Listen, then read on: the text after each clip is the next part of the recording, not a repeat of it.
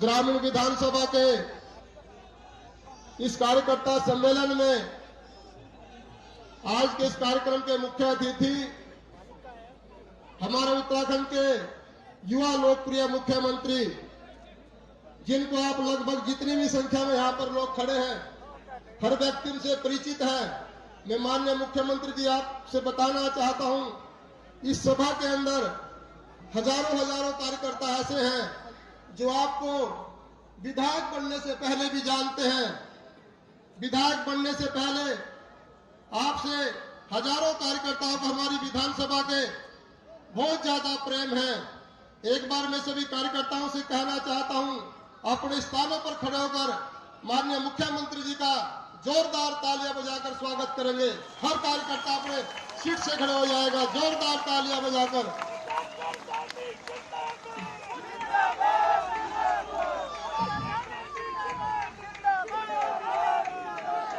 आप अपने स्थान पर सभी कार्यकर्ता बैठ जाएं।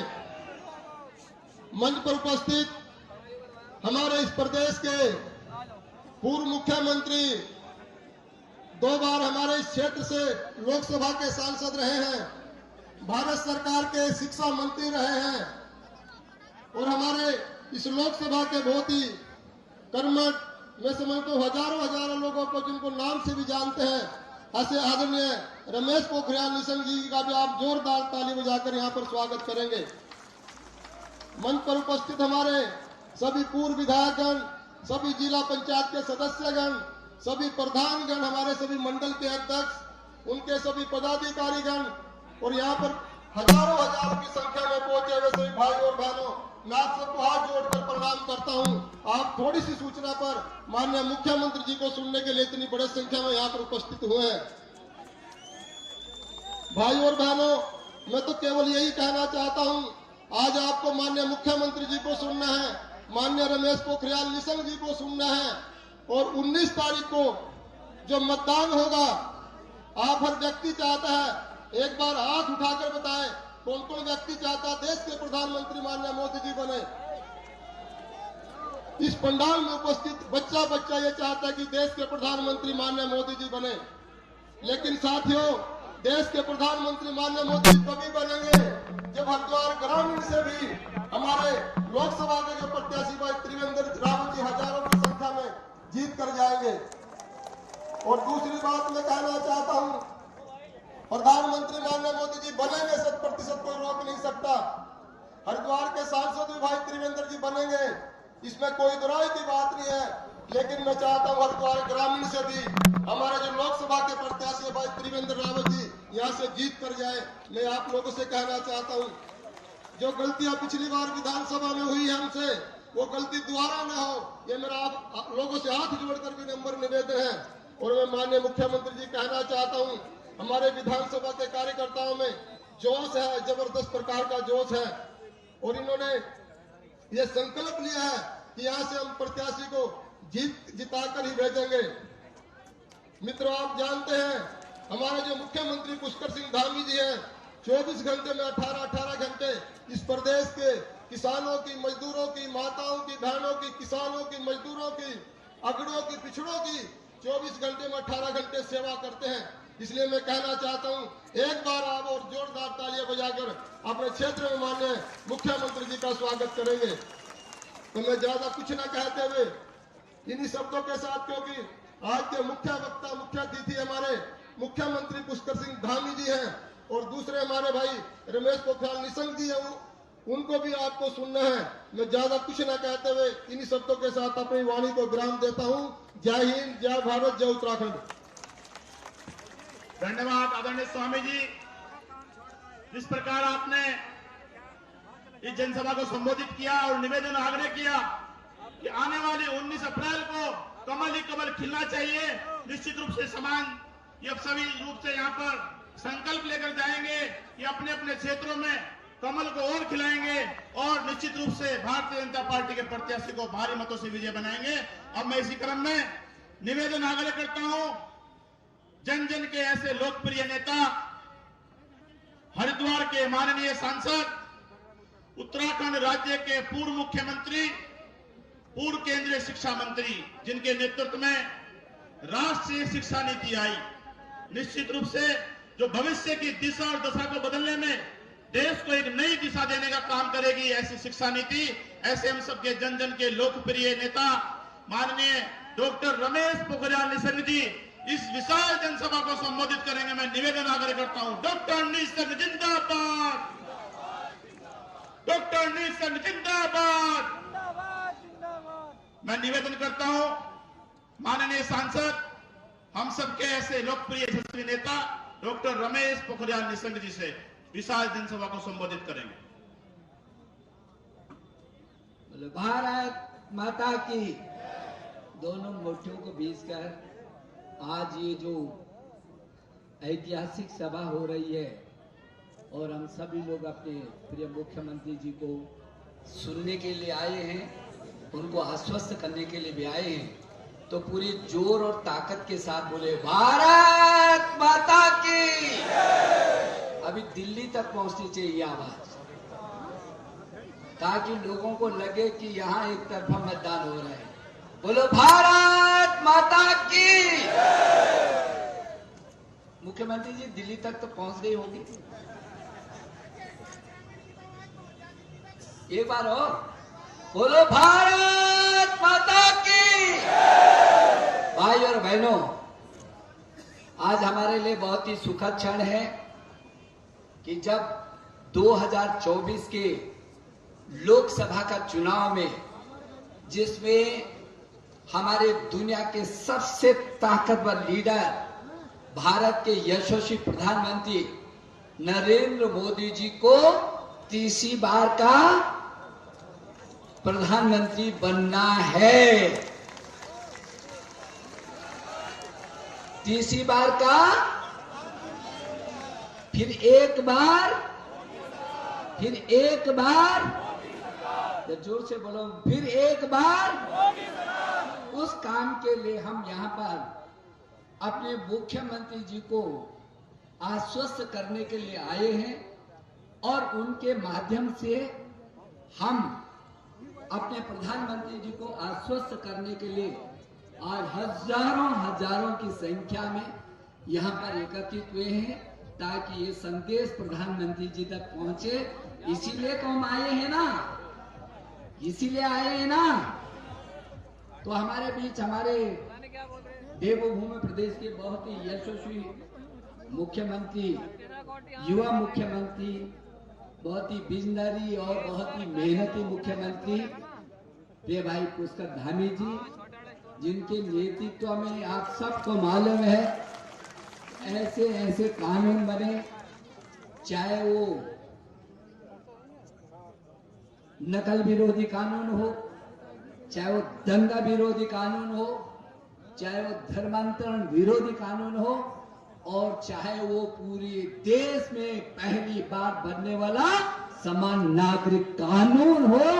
एक नहीं तो बहुत सारे ऐसे कानून बने हैं, ऐसे निर्णय हुए हैं, जिनका उदाहरण आज भारतीय जनता पार्टी पूरे देश के अंदर देती है। और जो यहाँ पर जो कानून बने हैं वो पूरे देश के लिए एक उदाहरण बन रहे हैं। इसलिए जोरदार तालियों के साथ हम अपने मुख्यमंत्री का स्वागत करें, जोरदार तालियों के साथ। भाई और बहनों, मैं समझता हूं कि जहां नरेंद्र मोदी भारत के यशस्वी प्रधानमंत्री जी ने हमारा माथा पूरी दुनिया के अंदर ऊंचा किया है, और इतना ही नहीं, जहां बड़े बड़े काम के, जहां चांद पर पहुंच गए, हम सूरज पर पहुंच गए, जहां पहले बोलते थे चंदा मामा दूर के, अब हम बोलते चंदा मामा टूर के, वो चांद पर हम पहुंच गए, दुनिया का उदाहरण प्रस्तुत कर दिया।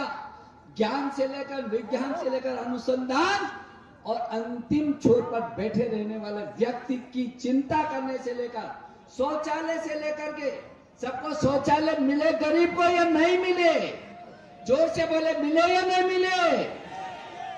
सबको, जब कोरोना का महाकाल ऐसा संकट का समय था, जब जीवन और मरण का सवाल था, किसी का फोन आता था तो कम भी छूट जाती थी। न जाने क्या बुरी सूचना मिलने वाली हो। जब प्राणों का संकट था तब प्राणों को बचाने के लिए फ्री वैक्सीन लगाई या नहीं लगाई? जिन्होंने हाँ ना नहीं कहा उनको वैक्सीन नहीं लगी क्या? लगाई या नहीं लगाई? और एक नहीं तो दो नहीं तो मुझे लगता है ये पहले पंक्ति वाले लोगों में कम लगाए वैक्सीन, मुझे ऐसा लग रहा है। पीछे के लोगों को तो लगाए लग रहा है मुझे। और गरीब कल्याण का चाहे मैंने कहा शौचालय हो और चाहे फ्री राशन हो, जब से कोरोना काल हुआ तब से लेकर आज तक फ्री राशन मिल रहा है या नहीं मिला गरीब को? 80 करोड़ लोगों को मिल रहा है। और हमारे राज्य के मुख्यमंत्री ने यह कह दिया कि प्रधानमंत्री जी ने कहा है कि कोई भी गरीब भूखा पेट नहीं सोएगा। इस राज्य में 100% लागू हो रहा है। मुख्यमंत्री जी को हम बधाई देना चाहते हैं इस बात की। इतना ही नहीं तो प्रधानमंत्री आवास जिसके सर छत पर छत नहीं थी उसको आज मुख्य प्रधानमंत्री आवास मिल रहा है। मुख्यमंत्री जी ने युद्ध स्तर पर उसको करना शुरू कर दिया। हजारों, अभी मैं कुछ दिन पहले आपने देखा था जब चाबी सौंपी गई थी 2, 4, 8, 10 को नहीं, हजारों लोगों को मुख्यमंत्री जी ने उनके मकान की चाबी को सौंपा है। पहली बार हो रहा है ऐसा। मकान की चाबी, मकान के अंदर विद्युतीकरण, फ्री विद्युतीकरण, उस मकान में फ्री शौचालय। इतना ही नहीं तो नल और नल में जल, ये नल भी है, नल में जल भी दिया है उस मकान के अंदर। और इतना ही नहीं उधर फ्री राशन और आयुष उज्ज्वला गैस के तहत फ्री गैस कनेक्शन मिला या नहीं मिला? बहनों को मिला या नहीं? और गैस कनेक्शन जब फ्री मिला, राशन फ्री मिली, आवास मिला, फ्री विद्युत कनेक्शन मिला, पानी मिला, तो लोगों ने कहा गैस कनेक्शन तो मिल गया लेकिन गरीब की जेब में पैसा वो कैसे करके गैस सिलेंडर लाए? तो हमारे प्रदेश के मुख्यमंत्री जी ने कहा उसकी चिंता करने की मेरी माँ बहन बड़ी संख्या में आए और माँ बहन ने रोटी पका करके तो जो ये पुरुष लोग हैं उनको भी खिलाती है। उन माँ बहनों को आश्वस्त किया चिंता करने की जरूरत नहीं है, हम 1 साल में आपको 3 गैस सिलेंडर भी फ्री दे देंगे, आपको चिंता करने की जरूरत नहीं है। और लागू कर दिया। मुझे अच्छा लगा जब पीछे की बार घोषणा समिति थी उसका मैं अध्यक्ष था और मुझे भी ये संकोच हो रहा था कि हम 3-3 गैस सिलेंडर तो हम फ्री करने की बात करते हैं। तो हमने मुख्यमंत्री जी से दोबारा पूछा इसको हम कर दें? उन्होंने कहा कर दो। हमने घोषणा पत्र में डाला और आज वो लागू भी हो गया। हम इसकी भी आपको बधाई देना चाहते। और इतना ही नहीं, ये सब कुछ होने के बाद मकान भी, शौचालय भी, बिजली भी, पानी भी, फ्री राशन भी, उज्ज्वला के तहत फ्री गैस कनेक्शन की भी और 3-3 सिलेंडर भी। और इसके बाद यदि तबीयत खराब हो जाए तो आयुष्मान भारत के अंदर 5-5 लाख रुपए जिंदगी को बचाने के लिए भी दिए या नहीं दिए? इसी जिले में 1,50,000 लोगों की जान आयुष्मान भारत के तहत, इस जिले की बात कर रहा हूं मैं, अकेले इस जिले में 1,50,000 लोगों की, किसी की बेटे की, किसी की माँ की, किसी की भाई की, किसी के पिता की जान बचाई है। और अभी स्वामी जी हमारे यहाँ पर, हमारे इस क्षेत्र के बहुत ही यशस्वी नेता और पूर्व कैबिनेट मंत्री आदरणीय स्वामी जी ने जितना इस क्षेत्र में विकास किया है, जितनी मेहनत की है, उसका कोई मुकाबला नहीं है। क्या ये नहीं किया? आपके लिए धरने पर, चौराहे पर बैठते हैं नहीं बैठते हैं? आपकी हर समस्या को लेकर आपने रात बोले तो रात, दिन बोला तो दिन, रात की 2 बजे भी आपको टेलीफोन करते हैं और वो आपको खड़े नजर आते हैं। आज ये सौभाग्य है कि उनके क्षेत्र में इतनी विशालतम जनसभा हो रही है और आज लोग महसूस कर रहे हैं कि उनके कैबिनेट मंत्री रहते हुए भी कितना काम हुआ है और उसके बाद भी कितना काम हो रहा है। आज हमारे मंच पर पूर्व विधायक संजय जी भी यहाँ पर हैं, देशराज जी यहाँ पर हैं, हमारे दायित्वधारी और बहुत वरिष्ठ नेता कैलाश पंत जी यहाँ पर हैं, आचार्य जी यहाँ पर हैं, इस लोकसभा के संयोजक और पूर्व अध्यक्ष डॉक्टर जयपाल जी यहाँ पर है, जिला पंचायत के उपाध्यक्ष यहाँ पर हैं, सदस्यगण हैं, जिला मंत्री है, इधर भारतीय जनता पार्टी के वरिष्ठ नेता ओम प्रकाश जी हैं, इधर अपना पूर्व अध्यक्ष पूर्व कई विभागों को देखे हुए सुशील चौहान जी, हमारे आदरणीय आचार्य जी है और हमारे रविंद्र भाई है। पीछे में ब्लॉक प्रमुख से लेकर जिला के हमारे पदाधिकारी से लेकर जनप्रतिनिधि से लेकर सभी मोर्चों के और चेयरमैन से लेकर आज सारे के सारे लोग यहाँ पर उपस्थित हैं। मैं सिर्फ ये कहने के लिए आपके आया हूँ क्योंकि मुख्यमंत्री जी को अभी दूसरी जगह भी जाना है। मैं ये कहना चाहता हूँ कि जितना काम आज उत्तराखंड की गवर्नमेंट कर रही है, जिस तरीके से प्रधानमंत्री जी ने बोला है कि ये जो दशक है वो दशक उत्तराखंड का होगा और उस दशक के अंदर अंदर मुख्यमंत्री पुष्कर सिंह धामी जी को इस प्रदेश को पूरे देश के अंदर एक मॉडल स्टेट बनाना है। हम आपको बधाई देना चाहते हैं, शुभकामना देना चाहते हैं। मुझे लगता है कि जो अब की बार 400 पार का नारा है और इस विधानसभा से हम एक तरफा मतदान, जो हमारे यशस्वी प्रत्याशी है त्रिवेंद्र सिंह रावत, जो पूर्व मुख्यमंत्री रहे हैं, पूर्व संगठन मंत्री भी रहे हैं और जब मैं मुख्यमंत्री था तब मेरे साथ कृषि मंत्री भी रहे हैं, विभिन्न पदों पर वो रहे हैं। उनके पक्ष में हमको एक साथ जोरदार तरीके से हमको अपना मतदान करना है। मैं एक बार आप सबको बधाई देना चाहता हूँ, शुभकामना देना चाहता हूँ और अब की बार दोनों हाथ खड़े करके अब की बार फिर एक बार और अब की बार 400 पार, अब की बार। बहुत बहुत धन्यवाद, नमस्कार। बहुत बहुत धन्यवाद माननीय निशंक जी ने ऐसी तमाम योजनाओं को यहाँ पर बताया। माननीय मुख्यमंत्री जी के नेतृत्व में प्रदेश में नए नए आयाम वो जो स्थापित किए जा रहे हैं। हमारा प्रदेश उत्तराखंड देश की प्रथम राज्य की श्रेणी में आ गया है लगभग। मैं अब निवेदन करता हूं उत्तराखंड राज्य के यशस्वी ओजस्वी लोकप्रिय माननीय मुख्यमंत्री आदरणीय पुष्कर सिंह धामी जी इस विशाल जनसभा को संबोधित करेंगे। आदरणीय पुष्कर सिंह धामी जिंदाबाद। जोरदार ताली से स्वागत करेंगे माननीय मुख्यमंत्री पुष्कर सिंह धामी जिंदाबाद। भारत माता की, भारत माता की। नरेंद्र मोदी जिंदाबाद, नरेंद्र मोदी जिंदाबाद। हरिद्वार ग्रामीण बादशाहपुर में इस विशाल संख्या में श्री त्रिवेंद्र सिंह रावत जी को अपना समर्थन देने के लिए माननीय प्रधानमंत्री मोदी जी को तीसरी बार प्रधानमंत्री बनाने के लिए आप सब यहाँ एकत्र हुए और अभी आप हमारे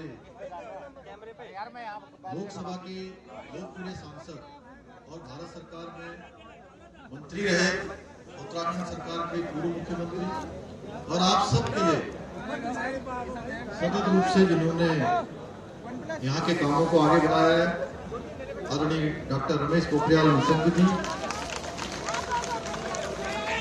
अभी हमारे बीच में, जिनको समर्थन देने के लिए, मत और आशीर्वाद देने के लिए आप सब एकत्र हुए हैं। राज्य के पूर्व मुख्यमंत्री और हरिद्वार लोकसभा के प्रत्याशी आदरणीय त्रिवेंद्र सिंह रावत जी भी यहाँ पर आ गए हैं। मैं उनका भी आप सबकी तरफ से बहुत स्वागत करता हूँ, बहुत अभिनंदन करता हूँ। भाइयों बहनों, मंच पर आसीन और आज जिनके संयोजन में आप सब इतनी विशाल संख्या में यहाँ पर आए हैं। मैं देख रहा हूँ रविदास मंदिर से लेकर यहाँ तक हजारों हजार की संख्या में हमारे बड़े बुजुर्ग, नौजवान, किसान भाई, माताएं, बहनें और प्यारे बच्चे बड़ी संख्या में आज अपना समर्थन, अपना आशीर्वाद देने के लिए आए। हमारे पत्रकार मित्र, छायाकार बंधु, मेरे बड़े बुजुर्ग, सभी माताएं बहनें, मैं सबसे पहले तो आप सभी का इस विशाल संख्या में उपस्थित होने के लिए आप सबका स्वागत करता हूं, अभिनंदन करता हूं, आप सबका धन्यवाद, आभार व्यक्त करता हूं।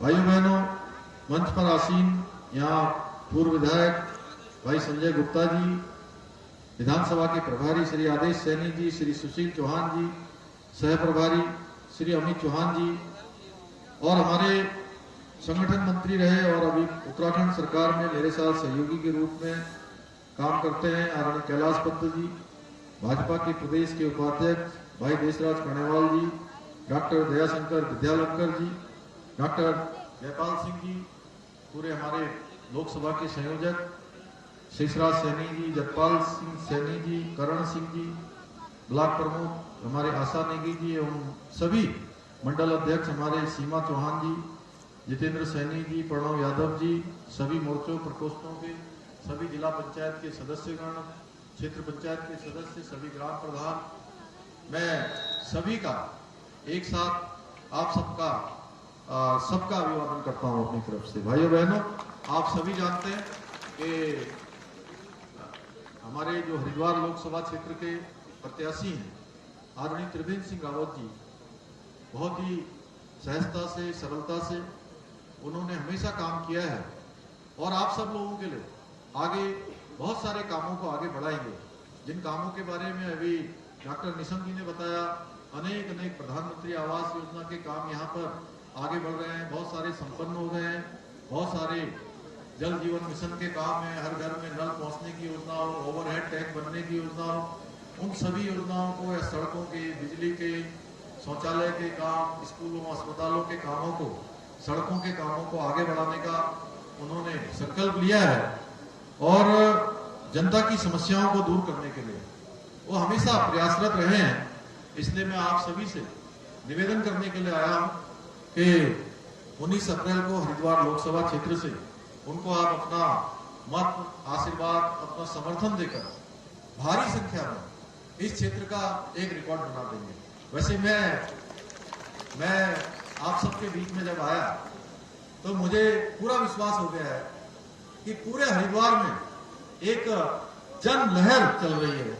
जिस प्रकार से आप सब लोगों को मैंने देखा, मेरा संदेह दूर हो गया कि पिछली बार जो हरिद्वार ग्रामीण विधानसभा में जो कुछ कमियां रह गई थी, मुझे लगता है इस बार आप लोग सूद और ब्याज सहित उसको वापस कर देंगे। भाइयों बहनों, हम सभी जानते हैं हमारे प्रधानमंत्री जी के नेतृत्व में पिछले 10 सालों में बहुत तेजी से देश का विकास हुआ है, उत्तराखंड का विकास हुआ है और हम एक विकसित राष्ट्र बनने की ओर तेजी से आगे बढ़े हैं।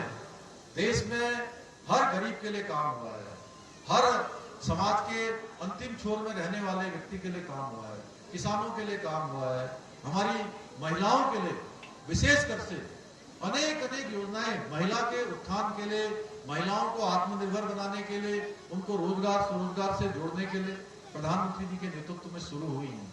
चाहे हम ड्रोन दीदी की बात करें, चाहे लखपति दीदी की बात करें, चाहे इज्जत घर बनाने की बात हो, प्रधानमंत्री आवास योजना हो या कोई भी योजना देश के अंदर अगर हम देखेंगे तो सबसे ज्यादा अगर लाभान्वित किसी को हुआ है तो हमारी देश की महिलाओं को माननीय प्रधानमंत्री मोदी जी के कार्यकाल में लाभान्वित होने का अवसर मिला है।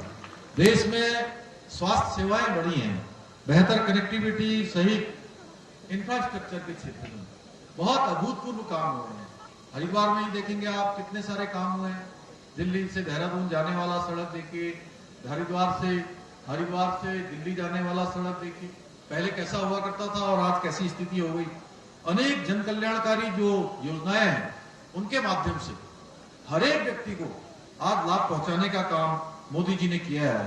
भाइयों बहनों, इसके साथ साथ देश को जहां समृद्ध बनाने के लिए, शक्तिशाली बनाने के लिए, समरस भारत बनाने के लिए मोदी जी ने काम किया है। बहुत सारे फैसले लिए। हमको कोरोना महामारी को जरूर याद करना चाहिए। मैं आप सबको याद दिलाना चाहता हूं कि आप देखिए कि जब देश में कोरोना महामारी आ रही थी उस समय किस प्रकार का वातावरण बन गया था। भाइयों बहनों, एक समय पोलियो आया था देश के अंदर और कई साल लग गए, 15 साल लग गए, और पोलियो की जो दवा है, पोलियो की खुराक तैयार नहीं हो पाई। अगर मोदी जी ने तत्परता दिखाई न होती, भाइयों बहनों, हमारे वैज्ञानिकों का प्रोत्साहन न बढ़ाया होता, तो हमको भी अगर कई सालों तक ये वैक्सीन आने का इंतजार करना पड़ता, या वैक्सीन का इंतजार करते, तो क्या आज हम लोग यहाँ पर इस रैली में आए होते? क्या बताइए आप लोग, अगर वैक्सीन लगी नहीं होती तो क्या करते हम लोग? नहीं आ पाते। और ये वैक्सीन देने का काम किसने किया? हमको जोर से बोलिए, किसने किया? भाइयों बहनों, सबको निःशुल्क वैक्सीन लगाई गई ना, सभी को निःशुल्क लगाई गई। सबको लगी है वैक्सीन? जरा एक बार हाथ खड़ा कर दीजिए, किस किस को लगी है? कोई ऐसा भी है जिसको वैक्सीन नहीं लगी? ऐसा तो कोई नहीं है ना। किसी से पैसा तो लिया नहीं गया ना? लिया गया कि नहीं लिया गया? नहीं लिया गया। अब देखिए, वैक्सीन भी लगाई गई 140 करोड़ लोगों को, और एक डोज निःशुल्क लगाई गई, दूसरी डोज निःशुल्क लगाई गई, और तीसरी डोज भी निःशुल्क लगाई गई। इसके साथ साथ हर गरीब के घर का चूल्हा जलता रहे, किसी को भूखे पेट न सोना पड़े, यह व्यवस्था भी प्रधानमंत्री मोदी जी ने करी। भाइयों बहनों, उन्होंने केवल एक प्रधानमंत्री के रूप में नहीं, बल्कि एक रिक्शे वाले की, तांगे वाले की, छोटी मजदूरी करने वाले की, छोटी दुकान चलाने वाले की, छोटा किसान जो अपने घर का जीवन यापन नहीं कर पाता है, उसका घर भी चलता रहे, उसकी चिंता भी प्रधानमंत्री जी ने एक अभिभावक के रूप में, जैसे माता पिता चिंता करते हैं, वैसी चिंता करी है। इसलिए हर एक को गरीब कल्याण अन्न योजना का लाभ देने का काम हुआ। भाइयों बहनों, आज भी वो योजना चल रही है, अगले 5 सालों तक उस योजना को विस्तार किया गया। इसके साथ साथ देश में और बहुत सारे फैसले लिए गए। धारा 370 कश्मीर में समाप्त हुई, सीएए का कानून लागू हुआ, देश में अगर जरूरत पड़ी, दुश्मन को अगर जवाब देना पड़ा, तो सेना को खुली छूट देने का काम किया। भारत की सेना ने विदेशों में जाकर, दूसरे देश की धरती पर जाकर भी आतंकवादियों को नेस्तनाबूद करने का काम किया, और सेना को आदेश दिया कि अगर गोली आएगी तो गोली का जवाब गोलों से देना है। भाइयों बहनों, नया भारत बनाने का काम मोदी जी ने किया है।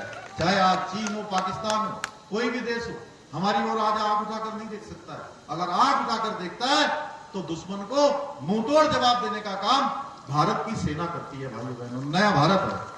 और श्री राम का मंदिर, हम लोग लंबे समय से सोच रहे थे भगवान राम का मंदिर बने, वो मंदिर नहीं बन रहा था। भाइयों बहनों, और उस मंदिर में प्राण प्रतिष्ठा, भव्य और दिव्य मंदिर बनाने का काम भी लंबे कालखंड के बाद अगर हम सबके सामने हुआ है, तो उसको काम को करने का श्रेय भी हमारे प्रधानमंत्री मोदी जी को जाता है। भाइयों बहनों, काशी का महाकाल लोक कॉरिडोर हो, या ऐसे अनेक काम आज देश के अंदर हुए, केदारनाथ बद्रीनाथ का पुनर्निर्माण हो, हरिद्वार का भी हम जल्दी, हरिद्वार ऋषिकेश गंगा कॉरिडोर बनाने वाले हैं। भाइयों बहनों, इसी तर्ज पर, काशी के तर्ज पर यहां बनाने वाले हैं।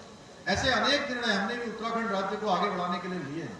उत्तराखंड को हिंदुस्तान का श्रेष्ठ राज्य बनाने के लिए, अग्रणी राज्य बनाने के लिए हम मोदी जी के मार्गदर्शन में काम कर रहे हैं। भाइयों बहनों, हमने समान नागरिक संहिता का विधेयक यहाँ की विधानसभा में पारित कर दिया। राष्ट्रपति महोदया ने भी हमको उसमें अपनी स्वीकृति दे दी है। हमारे बेटे बेटियों के लिए जो नकल एक अभिशाप होती थी, नकल को रोकने के लिए सैकड़ों नकल के माफियाओं को जेल डालने का काम किया, जो उस अपराध में शामिल थे, हमारे बच्चों के भविष्य को खराब करने का काम भी करते थे। भाइयों बहनों, आज नकल के अध्यादेश के लागू होने के बाद हजारों हजार की संख्या में हमारे नौजवान भाई बहनों को नौकरी मिलनी शुरू हो गई है।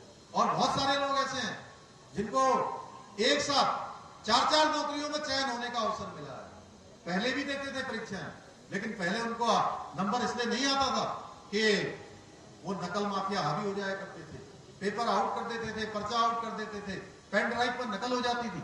भाइयों बहनों, धर्मांतरण का कानून हमने प्रदेश के अंदर लागू किया है, दंगा रोधी कानून लागू किया है, अतिक्रमण हटाने का अभियान हमने प्रारंभ किया हुआ है, महिलाओं को 30% का आरक्षण हमने उत्तराखंड राज्य की सभी सेवाओं में सुनिश्चित किया है।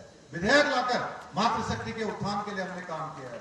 महिलाओं के उत्सव पूरे प्रदेश के अंदर आयोजित किए हैं।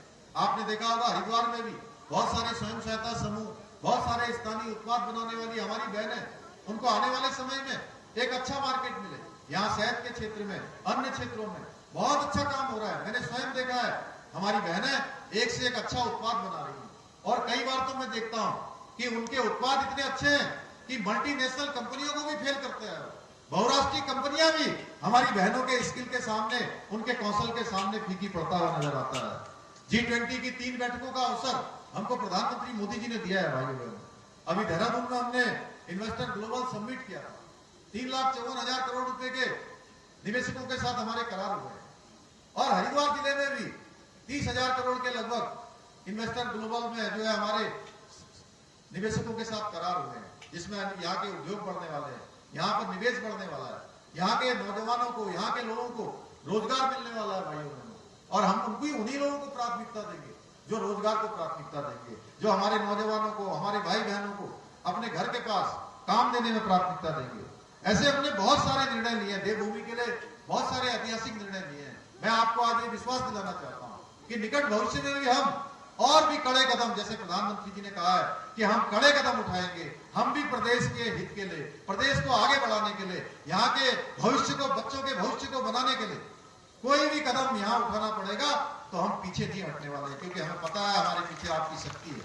भाइयों बहनों, महालक्ष्मी किट योजना, लखपति दीदी योजना, उत्तराखंड आयुष्मान योजना, वृद्धा पेंशन योजना, गरीबों को 3 गैस के सिलेंडर, जिसके बारे में अभी निशंक जी ने बताया, होम स्टे योजना, इन सब योजनाओं में काम कर रहे हैं। और लालडांग विधानसभा क्षेत्र, ये जो हमारा हरिद्वार ग्रामीण विधानसभा क्षेत्र है, इस क्षेत्र में स्वामी यतीश्वरानंद जी ने बहुत सारे कामों को आगे बढ़ाया है। इस क्षेत्र में बहुत सारे काम इन्होंने पूरे किए हैं, बहुत सारे काम आगे बढ़ रहे हैं। आदरणीय निशंक जी ने भी जो काम शुरू किए, आदरणीय त्रिवेंद्र जी उनको आगे बढ़ाएंगे, उनको पूरा करवाएंगे, और जो नई योजनाएं हैं उनको भी धरातल पर उतारेंगे। हमारा जो ग्रामीण क्षेत्र है, इसके विकास के लिए हम कटिबद्ध हैं, इसके लिए संकल्पबद्ध हैं।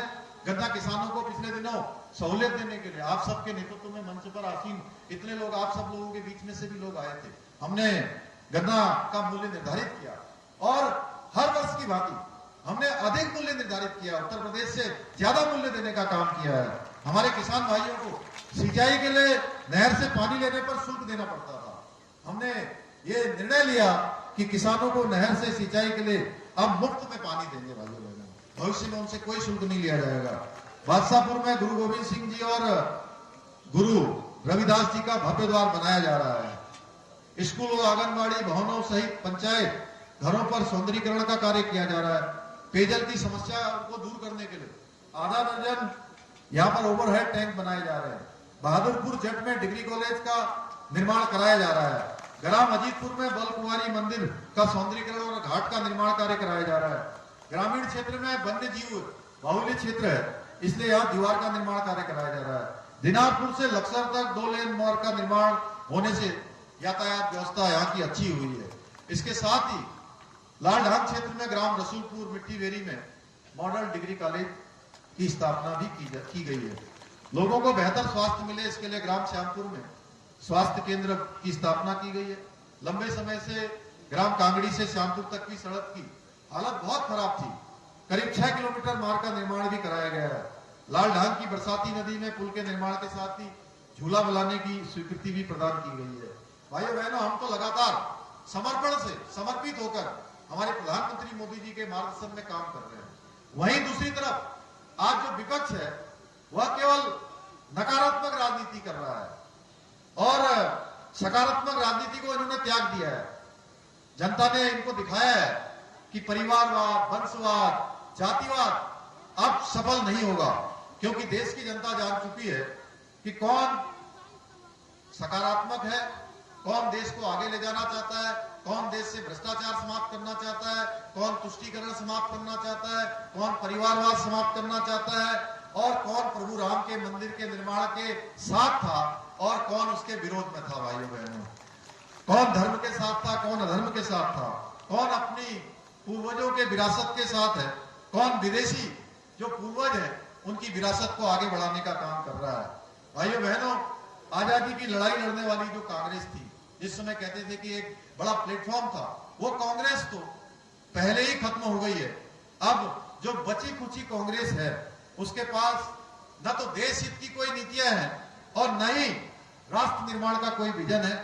भाइयों बहनों, ये जो कांग्रेस के नेता हैं ये बरसाती मेढक की तरह हैं, जो केवल चुनाव के समय में नजर आते हैं और उसके बाद कहीं ढूंढने से भी नहीं मिलते हैं। इसलिए इन सभी बरसाती मेढकों को हमेशा के लिए गायब ही कर देना है। इसके लिए आप सबको मैं आज निवेदन करने के लिए आया हूं कि 19 अप्रैल को रिकॉर्ड तोड़ मतदान करना है। करेंगे ना रिकॉर्ड तोड़ मतदान? उत्तराखंड में तोड़ेंगे ना पिछला रिकॉर्ड? हरिद्वार ग्रामीण क्षेत्र का रिकॉर्ड तोड़ेंगे ना? पिछली बार जो लोकसभा में था, विधानसभा की जो कमियां थी उसको पूरा करेंगे ना? तो भाइयों बहनों, आज हर वर्ग, हर व्यक्ति आज भाजपा को चाहता है, मोदी जी को चाहता है। आदरणीय मोदी जी जन जन के दिलों में बसते हैं। पिछले 10 सालों में उन्होंने जो काम किया है, दिन रात जो परिश्रम किया है, एक एक पल और एक एक क्षण देश के लिए लगाया है, इसलिए हम सबको उनको तीसरी बार प्रधानमंत्री बनाने के लिए अपना योगदान देना है। मुझे पूरा विश्वास है कि 19 तारीख को आप सब लोग भारी बहुमत से माननीय त्रिवेंद्र सिंह रावत जी को विजय बनाकर आदरणीय मोदी जी को तीसरी बार प्रधानमंत्री बनाने में अपना योगदान देंगे।